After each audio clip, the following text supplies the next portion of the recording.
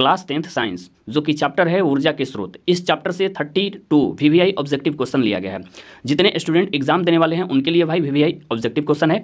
तो इससे पहले एक छोटा सा रिक्वेस्ट है कि अगर हमारे चैनल पर नए विजिट कर रहे हैं तो प्लीज चैनल को सब्सक्राइब कर लीजिएगा और फिर नोटिफिकेशन ऑन कर लीजिएगा। तो चलिए बिना टाइम इन्वेस्ट किए क्वेश्चन देख लेते हैं कि क्वेश्चन क्या होने वाला है। ठीक है, एक नंबर क्वेश्चन देखेंगे, निम्न में से कौन बायोगैस ईंधन का स्रोत नहीं है? जो कि यहाँ 4 विकल्प दिया गया है, जो कि ए में दिया है लकड़ी, बी में दिया है गोबर गैस, सी में दिया है नाभिकीय ऊर्जा, डी में दिया है कोयला। ठीक है, तो भाई यहाँ क्वेश्चन में पूछा जा रहा है निम्न में से कौन बायोगैस ईंधन का स्रोत नहीं है? तो भाई नाभिकीय ऊर्जा, जो कि सी हमारा राइट आंसर हो जाएगा। ठीक है, उसके बाद 2 नंबर क्वेश्चन देखेंगे, ग्लोबल वार्मिंग के लिए उत्तरदायी गैस है। ठीक है, तो भाई यहाँ क्वेश्चन में जो कि 4 विकल्प दिया गया है, जो कि ए में दिया है O2, बी में दिया है NH3, उसके बाद सी में दिया है CO2, उसके बाद डी में दिया है N2। ठीक है, तो भाई यहाँ क्वेश्चन में पूछा जा रहा है ग्लोबल वार्मिंग के लिए उत्तरदायी गैस है, तो भाई CO2, जो कि सी हमारा राइट आंसर हो जाएगा। ठीक है, उसके बाद 3 नंबर क्वेश्चन देखेंगे, सूर्य तथा अन्य तारों की विशाल ऊर्जा के स्रोत हैं। जो कि यहाँ 4 विकल्प दिया गया है, जो कि ए में दिया है नाभिकीय संलयन, बी में दिया है नाभिकीय विखंडन, उसके बाद सी में दिया है दोनों, उसके बाद डी में दिया है इनमें से कोई नहीं। ठीक है, तो भाई यहाँ क्वेश्चन में पूछा जा रहा है सूर्य तथा अन्य तारों की विशाल ऊर्जा के स्रोत हैं, तो भाई नाभिकीय संलयन, जो कि ए हमारा राइट आंसर हो जाएगा। ठीक है, उसके बाद 4 नंबर क्वेश्चन देखेंगे, नाभिकीय विखंडन को नियंत्रित करने में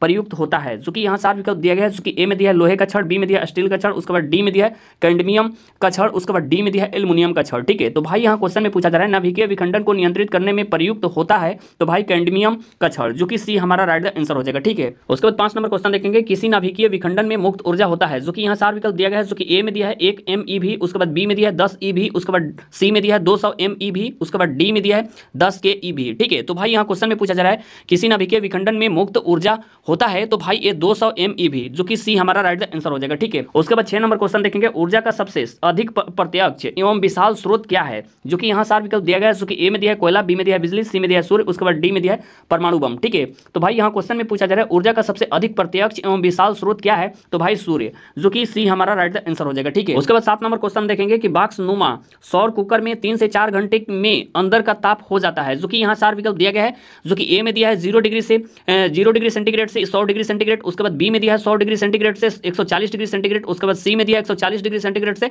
200 डिग्री सेंटीग्रेड, उसके बाद डी में दिया है 200 डिग्री सेंटीग्रेड से 1000 डिग्री सेंटीग्रेड। ठीक है, तो भाई यहाँ क्वेश्चन में पूछा जा रहा है कि बॉक्स नुमा सौर कुकर में 3 से 4 घंटे में अंदर का ताप हो जाता है, तो भाई 100 डिग्री सेंटीग्रेड से 140 डिग्री सेंटीग्रेड, जो कि बी हमारा राइट आंसर हो जाएगा। ठीक है, 8 नंबर क्वेश्चन देखेंगे, पवनों का देश कहा जाता है। जो कि यहाँ 4 विकल्प दिया गया है, जो कि ए में दिया है भारत, बी में दिया है फिनलैंड, उसके बाद सी में दिया है डेनमार्क, उसके बाद डी में दिया है अमेरिका। ठीक है, तो भाई यहाँ क्वेश्चन में पूछा जा रहा है पवनों का देश कहा जाता है, तो भाई डेनमार्क को, जो कि सी हमारा राइट आंसर हो जाएगा। ठीक है, उसके बाद 9 नंबर क्वेश्चन देखेंगे, पवन विद्युत जनित्र में पवन की चाल कम से कम कितनी होनी चाहिए? जो कि यहाँ 4 विकल्प दिया गया है, जो कि ए में दिया है 15 किलोमीटर प्रति आवर, उसके बाद बी में दिया है 150 किलोमीटर प्रति आवर, उसके बाद सी में दिया है 1.5 किलोमीटर प्रति आवर, उसके बाद डी में दिया है 1500 किलोमीटर प्रति आवर। ठीक है, तो भाई यहाँ क्वेश्चन में पूछा जा रहा है कि पवन विद्युत जनित्र में पवन की चाल कम से कम कितनी होनी चाहिए? तो भाई 15 किलोमीटर प्रति आवर, जो कि ए हमारा राइट आंसर हो जाएगा। ठीक है, उसके बाद 10 नंबर क्वेश्शन देखेंगे, जीवाश्म ईंधन का उदाहरण है। जो कि यहाँ पे 4 विकल्प दिया गया है, जो कि ए में दिया है कोयला, बी में दिया है लकड़ी, उसके बाद सी में दिया है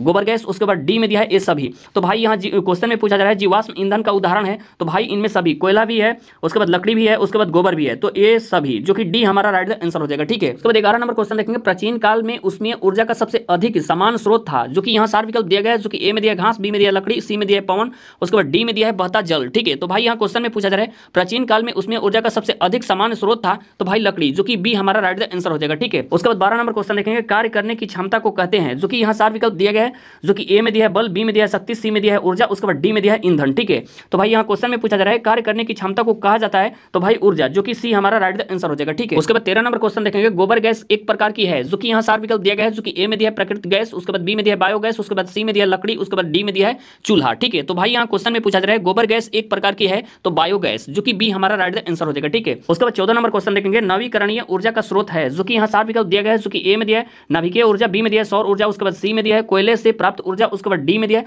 प्राकृतिक गैस से प्राप्त ऊर्जा। ठीक है, तो भाई यहाँ क्वेश्चन में पूछा जा रहा है नवीकरणीय ऊर्जा का स्रोत है, तो भाई सौर ऊर्जा, जो कि बी हमारा राइट आंसर हो जाएगा। ठीक है, उसके बाद 15 नंबर क्वेश्चन देखेंगे, जैवगैस एक उत्तम ईंधन है क्योंकि इसमें मीथेन गैस पाई जाती है। जो कि यहाँ 4 विकल्प दिया गया है, जो कि ए में दिया है 50%, बी में दिया है 60%, सी में दिया है 70%, उसके बाद डी में दिया है 75%। ठीक है, तो भाई यहाँ क्वेश्चन में पूछा जा रहा है कि जैवगैस एक उत्तम ईंधन है क्योंकि इसमें मीथेन गैस पाई जाती है, तो भाई 75%, जो कि डी हमारा राइट आंसर हो जाएगा। ठीक है, उसके बाद 16 नंबर क्वेश्चन देखेंगे, अनवीकरणीय ऊर्जा का स्रोत है। जो कि यहाँ 4 विकल्प दिया गया है, जो कि ए में दिया है जीवाश्मी ईंधन, बी में दिया है सौर ऊर्जा, उसके बाद सी में दिया है पवन ऊर्जा, उसके बाद डी में दिया है विद्युत ऊर्जा। ठीक है।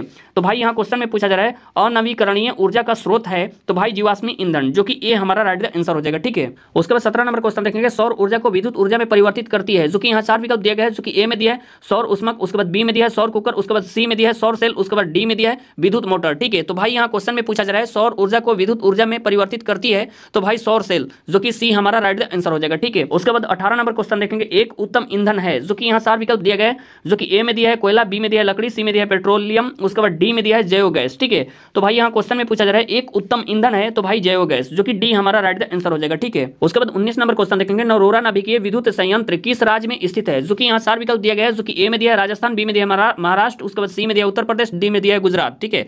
तो भाई यहाँ क्वेश्चन में पूछा जा रहा है कि नरोरा नाभिकीय विद्युत संयंत्र किस राज्य में स्थित है, तो भाई ए उत्तर प्रदेश में, जो कि सी हमारा राइट आंसर हो जाएगा, ठीक है।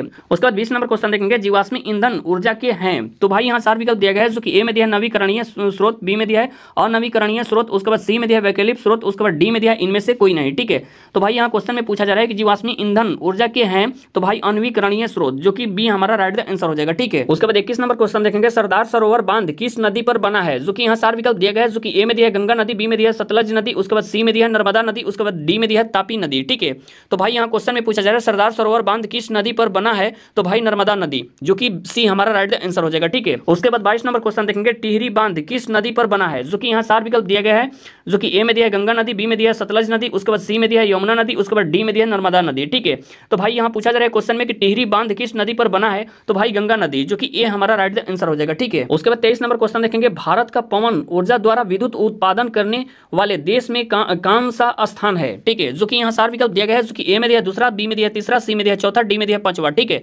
तो भाई यहाँ क्वेश्चन में पूछा जा रहा है भारत का पवन ऊर्जा द्वारा विद्युत उत्पादन करने वाले देशों में कौन सा स्थान है, तो भाई पांचवा, जो कि डी हमारा राइट आंसर हो जाएगा, ठीक है। उसके बाद 24 नंबर क्वेश्चन देखेंगे, सौर सेल बनाने के लिए किसका उपयोग किया जाता है, जो कि यहाँ 4 विकल्प दिया गया है, जो कि ए में दिया है लोहा, बी में दिया है चांदी, सी में दिया है तांबा, डी में दिया है सिलिकॉन, ठीक है। तो भाई यहाँ क्वेश्चन में पूछा जा रहा है सौर सेल बनाने के लिए किसका उपयोग किया जाता है, तो भाई सिलिकॉन का, जो कि डी हमारा राइट आंसर हो जाएगा, ठीक है। उसके बाद 25 नंबर क्वेश्चन देखेंगे, बांध के द्वारा स्थापित टरबाइन ज्वारीय ऊर्जा को किस रूप में रूपांतरित करती है, जो कि यहाँ 4 विकल्प दिया गया है, जो कि ए में दिया है पवन ऊर्जा, बी में दिया है विद्युत ऊर्जा, सी में दिया है स्थितिज ऊर्जा, उसके बाद डी में दिया है दिष्ट धारा, ठीक है। तो भाई यहाँ क्वेश्चन में पूछा जा रहा है बांध के द्वारा स्थापित टरबाइन ज्वारीय ऊर्जा को किस में रूपांतरित करती है, तो भाई विद्युत ऊर्जा, जो कि बी हमारा राइट आंसर हो जाएगा, ठीक है। उसके बाद 27 नंबर क्वेश्चन देखेंगे, हाइड्रोजन बम किस अभिक्रिया पर आधारित है, जो कि यहाँ 4 विकल्प दिया गया है, जो कि ए में दिया है नाभिकीय विखंडन, बी में दिया है नाभिकीय संलयन, उसके बाद सी में दिया है दोनों, उसके बाद डी में दिया है इनमें से कोई नहीं, ठीक है। तो भाई यहाँ क्वेश्चन में पूछा जा रहा है हाइड्रोजन बम किस अभिक्रिया पर आधारित है, तो भाई नाभिकीय संलयन, जो कि बी हमारा राइट आंसर हो जाएगा, ठीक है। उसके बाद 28 नंबर क्वेश्चन देखेंगे, तारापुर नाभिकीय विद्युत संयंत्र किस राज्य में स्थित है, जो कि यहाँ 4 विकल्प दिया गया है, जो कि ए में दिया है महाराष्ट्र, बी में दिया है राजस्थान, सी में दिया है तमिलनाडु, डी में दिया है गुजरात, ठीक है। तो भाई यहाँ क्वेश्चन में पूछा जा रहा है तारापुर नाभिकीय विद्युत संयंत्र किस राज्य में स्थित है, तो भाई महाराष्ट्र में, जो कि ए हमारा राइट आंसर हो जाएगा, ठीक है। उसके बाद 29 नंबर क्वेश्चन देखेंगे, राणा प्रताप सागर नाभिकीय विद्युत संयंत्र किस राज्य में स्थित है, जो कि यहाँ 4 विकल्प दिया गया है, जो कि ए में दिया है गुजरात, बी में दिया है तमिलनाडु, सी में दिया है महाराष्ट्र, डी में दिया है राजस्थान, ठीक है। तो भाई यहाँ क्वेश्चन में पूछा जा रहा है राणा प्रताप सागर नाभिकीय विद्युत संयंत्र किस राज्य में स्थित है, तो भाई राजस्थान में, जो कि डी हमारा राइट आंसर हो जाएगा, ठीक है। उसके बाद 30 नंबर क्वेश्चन देखेंगे, कल्पकम नाभिकीय विद्युत संयंत्र किस राज्य में स्थित है, जो कि यहाँ 4 विकल्प दिया गया है, जो कि ए में दिया उत्तर प्रदेश, बी में दिया तमिलनाडु, सी में दिया कर्नाटक, डी में दिया गुजरात, ठीक है। तो भाई यहाँ क्वेश्चन में पूछा जा रहा है कि कल्पकम नाभिकीय विद्युत संयंत्र किस राज्य में स्थित है, तो भाई तमिलनाडु में, जो कि बी हमारा राइट आंसर हो जाएगा, ठीक है। उसके बाद 31 नंबर क्वेश्चन देखेंगे, ककरापार नाभिकीय विद्युत संयंत्र किस राज्य में स्थित है, जो कि यहाँ 4 विकल्प दिया गया है, जो कि ए में दिया तमिलनाडु, बी में दिया उत्तर प्रदेश, सी में दिया गुजरात, डी में दिया कर्नाटक, ठीक है। तो भाई यहाँ क्वेश्चन में पूछा जा रहा है ककरापार नाभिकीय विद्युत संयंत्र किस राज्य में स्थित है, तो भाई गुजरात में, जो कि सी हमारा राइट आंसर हो जाएगा, ठीक है। उसके बाद 32 नंबर क्वेश्चन देखेंगे, कैगा नाभिकीय विद्युत संयंत्र किस राज्य में स्थित है, जो कि यहाँ 4 विकल्प दिया गया है, जो कि ए में दिया है गुजरात, बी में दिया कर्नाटक, सी में दिया राजस्थान, डी में दिया महाराष्ट्र, ठीक है। तो भाई यहाँ क्वेश्चन में पूछा जा रहा है कि कैगा नाभिकीय विद्युत संयंत्र किस राज्य में स्थित है, तो भाई कर्नाटक में, जो कि बी हमारा राइट आंसर हो जाएगा, ठीक है। ऑल क्वेश्चन अगर आपको अच्छे से समझ में आ गया होगा तो वीडियो को एक प्यारा सा लाइक कर दीजिएगा, अगर चैनल पर नए विजिट कर रहे हैं तो प्लीज चैनल को सब्सक्राइब कर लीजिएगा और बेल नोटिफिकेशन ऑन कर लीजिएगा। तब तक नेक्स्ट वीडियो में फिर मिलेंगे। Thank you so much, good bye.